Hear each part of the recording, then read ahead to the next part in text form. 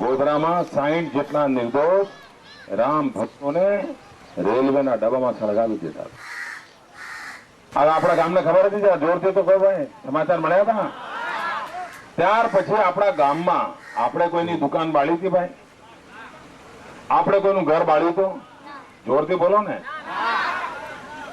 આપણે કોઈને ચક્કો માર્યું હતું? આપણે કોઈનું માથું વાળ્યું હતું? આપણે કોઈ બેન બેટીની ઇજ્જત લીધી હતી?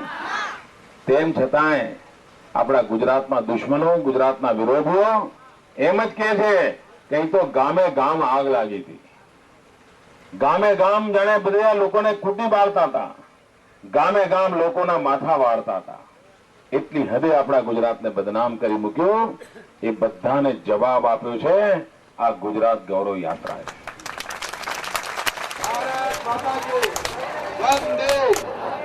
वंदे वंदे भारत माता की, भारत माता की वंदे। 28 तारीख हमारे भारत माता की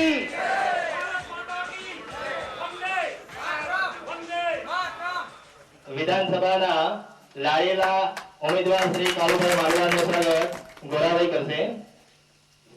સનાભાઈ સરદારભાઈ નાયક કાળુભાઈ માલવાડનું સ્વાગત કરશે. 12મી તારીખે ચૂંટણી છે. ગોરાભાઈ મોતીભાઈ પાડા ગુજરાત વિધાનસભા અને એમાં આપણા ભારતીય જનતા પાર્ટીના ઉમેદવાર છે શ્રી કાળુભાઈ માલીવાડ.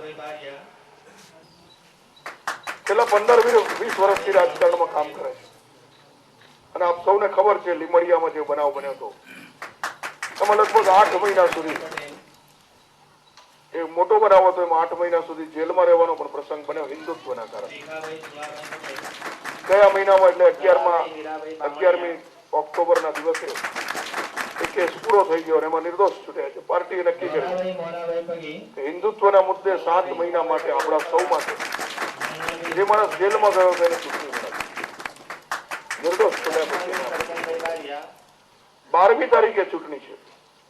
પણ આ ચૂંટણી વિકાસના મુદ્દા ઉપર નહીં, સલામતીના મુદ્દા ઉપર લડાય છે. સલામતી આ ચૂંટણી ગોધરાના મુદ્દા ઉપર લડાય છે.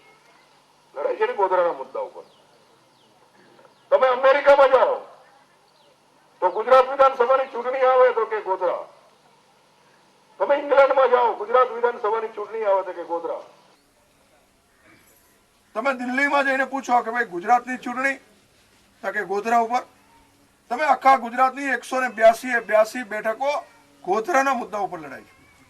ગાંધીનગરની ચૂંટણી છે, ગુજરાતની ચૂંટણી છે અને લડાઈ છે ગોધરાના મુદ્દા પર. ગોધરામાં એવું તો શું બન્યું? 58 લાશોની, આપણા ભાઈ બહેનોની લાશોનો ઢગલો બળીને ખાક થઈ ગયેલી, ભડસું થઈ ગયેલી લાશો. આજે પણ એ ચિત્ર, એ બનાવ, એ વાત રાત્રે સ્વપ્નમાં આવી જાય છે તો આખી રાત ઊંઘી શકતો નથી. અને મારી જિંદગીમાં હું જીવીશ ત્યાં સુધી આ બનાવને હું જિંદગીમાં ભૂલી શકવાનો નથી કે આ બનાવને હું માફ કરી શકવાનો નથી. ડબ્બાની અંદર આગળ ગયો એક પેલો પંખો આવે છે ને ઉપર, જોયો છે ને આપણે રેલવેમાં, જાળીવાળા પંખા જોડે 10, 12, 15 મહિનાના બાળકની લાશ ચોટી ગયેલી. મારા મનમાં વિચાર આવ્યો કે 12 મહિનાના બાળકને ખબર નહીં હોય કે મુસલમાન શું કહેવાય ને હિન્દુ શું કહેવાય, ધર્મ શું કહેવાય, કઈ ખબર નહીં. એ 12 મહિનાના બાળકનો શું વાંક હતો, શું ગુનો હતો કે એને તમે જીવતું સળગાવી દીધું? આ સળગાવી દેવાનું જે કૃત્ય છે ને એ ભયંકર, ઘાતકીમાં ઘાતકી, ક્રૂરમાં ક્રૂર જો કોઈ મારી નાખવાની રીત હોય તો માણસને જીવતો સળગાવો હોય. ક્રૂરમાં ક્રૂર, રાક્ષસી કૃત્ય. તમે કોઈને તલવાર મારો, ધાર્યું મારું ડોકું કપાઈ ગયું, કેટલી વાર લાગે? 1 મિનિટ, 2 મિનિટ, ડોકું બહાર, માણસ મરી જાય. તમે કોઈને ગોળી મારો, ગોળી વાગી 2-3 મિનિટ તરફડે, માણસ મરી જાય. વેદના ના થાય, સહન ના કરવું હોય. તમે વિચાર કરો એ ટ્રેનમાં કેવો બનાવ બન્યો છે. આગ લાગી, ચારે બાજુથી આગ લાગી.